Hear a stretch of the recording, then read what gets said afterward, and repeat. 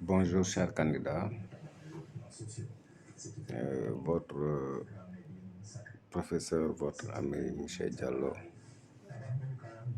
professeur certifié d'économie générale au lycée Seydina Issa Rouhoulaye de Fadja, ex-LPA.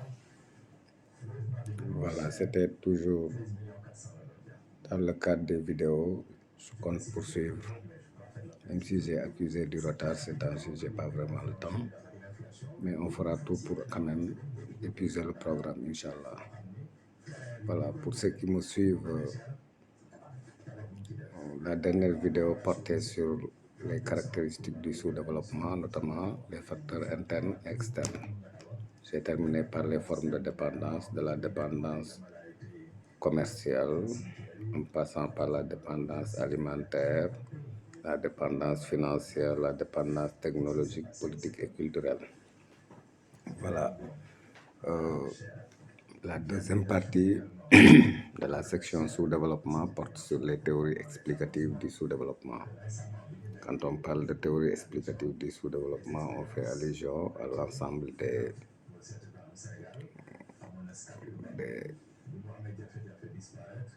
idéologies en fait qui tentent d'éclairer un peu l'origine du sous-développement. Voilà. À ce niveau, nous avons trois explications majeures. La première explication, celle qui considère que le sous-développement est juste un retard de croissance. La deuxième est celle qui pense que le sous-développement n'est pas un retard mais un blocage. Et on terminera par une troisième explication, celle de Ragnar Nietzsche, qui pense que le sous-développement est juste un produit de la pauvreté qui admet des cercles vicieux. Voilà, pour commencer donc, la première explication parle de retard de croissance. Cette explication a été défendue par les libéraux, notamment les néoclassiques, avec Victor Rostow. Rostow disait que le développement est un processus graduel, que les pays pauvres ne seront pas éternellement pauvres, voilà, parce que la situation de sous-développement est juste une situation conjoncturelle liée un peu à un retard économique, voilà, provoqué par ce que tout le monde sait, l'impérialisme, la colonisation, la déstructuration de nos économies, la désarticulation, comme on a l'habitude de le dire, ce qui est à l'origine de notre retard. Donc, il disait que le développement est un processus graduel de passage d'une économie par 5 étapes. La première étape, c'est la société traditionnelle. Ensuite, les conditions préalables au décollage, le décollage qu'on appelle take-off ou démarrage ou émergence, la marche vers la maturité ou le pré-développement et en fin de compte la société de consommation de masse. La première étape, société traditionnelle, consiste à dire que dans toute économie primitive, voilà, c'est une économie dans laquelle la production est faible tout simplement parce que les moyens utilisés restent archaïques. Et l'activité économique est dominée par des propriétaires fonciers, voilà, qui ne parviennent pas à réaliser des rendements aussi élevés que ça. Il n'y a pas d'usage de progrès technique. Voilà, la deuxième étape qu'il appelle les conditions préalables au décollage ou le pré-décollage. Le pré-décollage, c'est-à-dire une étape avant le décollage qui consiste à une émergence. Le pré-décollage, donc, est une étape pendant laquelle non seulement l'État doit mettre sur pied des infrastructures pour une libre circulation des biens et des personnes, pour développer le commerce à la fois intérieur et extérieur, mais aussi on doit mettre sur pied des institutions de crédit, des institutions financières qui vont pouvoir centraliser l'épargne intérieure et financer les investissements. Parce qu'à cette étape-là, l'intérêt économique, c'est la production. Il va falloir doper la production, renforcer la croissance et prétendre à une émergence. Voilà. La troisième étape qu'on appelle le take-off en anglais, ou le démarrage ou décollage est l'étape pendant laquelle on note une augmentation sensible de la production de richesse qui booste carrément la croissance, ce qui permet un peu d'utiliser surtout les résultats des progrès techniques qui commencent à être introduits dans les secteurs d'activité, les secteurs clés. Tenter par exemple de mécaniser l'agriculture en utilisant du matériel performant qui pourra augmenter les rendements aussi, mais utiliser aussi les intrants, les pesticides pour accroître les rendements davantage. Et donc à cette étape, on recommande un peu à ce que le taux d'investissement soit relevé de 5% à 10% du revenu national dans le but de doper davantage la croissance qui devient une finalité qui subordonne toutes les autres. Voilà. La troisième étape qu'on appelle le pré-développement ou la marche vers la maturité, tout en sachant que la maturité étant la société de consommation de masse, la dernière étape, l'étape d'une société développée.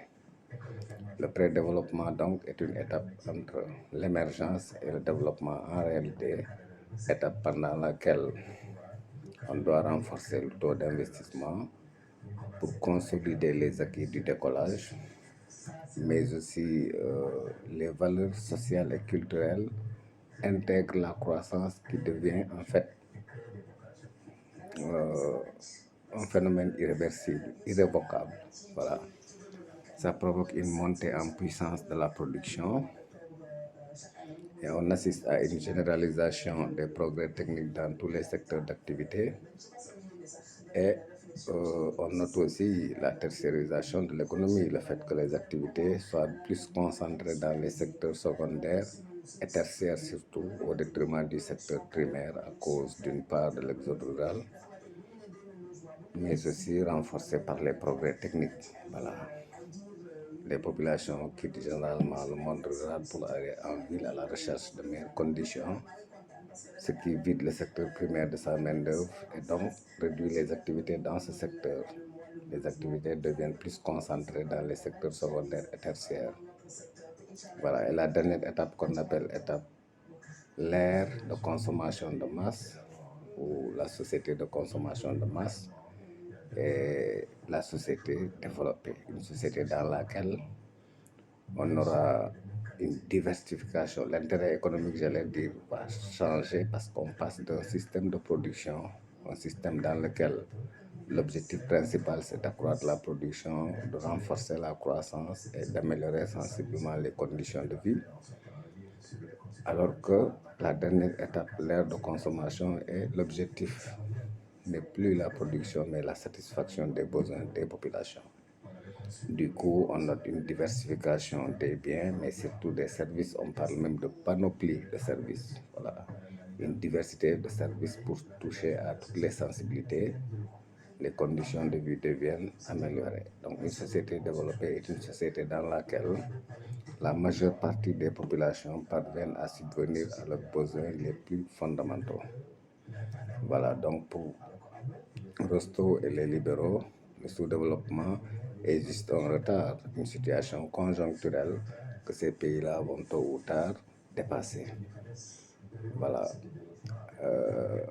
Mais autour de ce débat, il y a une controverse parce que Karl Marx et ses disciples comme François Perroux pensent que le sous-développement n'est pas un retard, mais un blocage. Voilà. Marx et tous les marxistes, le sous-développement des uns, comme le disait Perrault, le sous-développement des uns serait la conséquence du développement des autres. La citation disait le sous-développement est le produit du développement. C'est ce que Perrault disait. Donc, c'est dire que le sous-développement des pays aujourd'hui pauvres est la conséquence du développement des pays riches. C'est dire que ces pays riches-là se sont développés sur le dos des pays pauvres.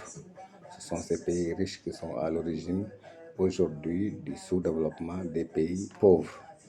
Voilà, c'est dire que pour ces auteurs-là, je pense que ces pays, l'histoire d'ailleurs nous l'enseigne, que nous avons vécu la colonisation, la traite négrière et aujourd'hui les nouvelles formes de dépendance.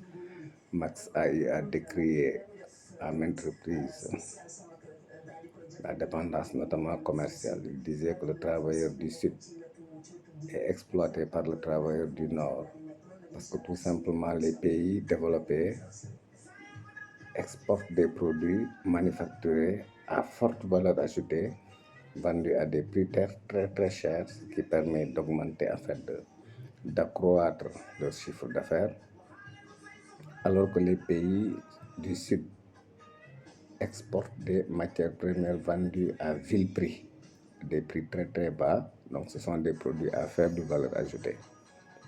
Et là, il voit un échange inégal entre le Nord et le Sud. Il a eu même à recommander aux pays du Nord d'arrêter les échanges Nord-Sud dans lesquels ces pays pauvres sont exploités selon Marx et de promouvoir les échanges Sud-Sud qu'il pense être plus bénéfiques pour les pays sous-développés. Et pour terminer, par rapport aux théories explicatives, l'américain Reinhard Nix nous disait que le sous-développement est juste un produit de la pauvreté qui admet des cercles vicieux. Ça peut être d'ordre économique ou d'ordre psychosociologique. Voilà, sur le plan économique, il considère que une économie pauvre dégage un revenu national faible. Si le revenu national est faible, l'épargne nationale sera faible. Une faible épargne va provoquer de faibles investissements, une faible productivité et on retourne à la case de départ parce que les revenus futurs seront faibles. Donc, d'une économie pauvre qui produit des revenus futurs faibles, on retourne à une situation de revenus futurs faibles. Faible revenu national, faible épargne, faible investissement, faible productivité, faible revenu futur. Voilà, on parlera un peu de cercle vicieux du côté de l'offre. Pourquoi on parle d'offre? Parce que quand on parle d'épargne et d'investissement, l'épargne sert à financer l'essentiel des investissements. Du coup, cette faiblesse de l'offre sera un cercle vicieux. Mais aussi sur le plan de la demande, on peut dire que dans une économie pauvre, la demande solvable est limitée. La demande solvable étant celle qu'on peut satisfaire. Puisque les revenus sont faibles, les ménages ne sont pas, les ménages et les entreprises évidemment qui réalisent les dépenses de consommation ou d'investissement vont en fait émettre une demande qui est très faible.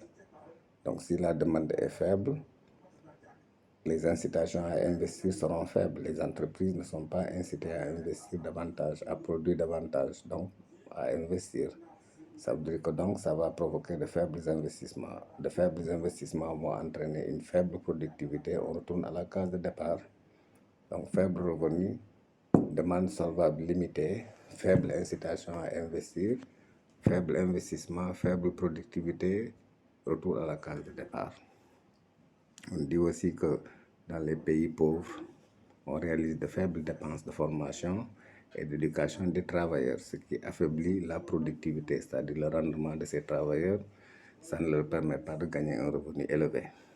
Voilà. Sur le plan psychosociologique, c'est-à-dire psychologique ou sociologique, on pense qu'en Afrique surtout, il y a des cercles vicieux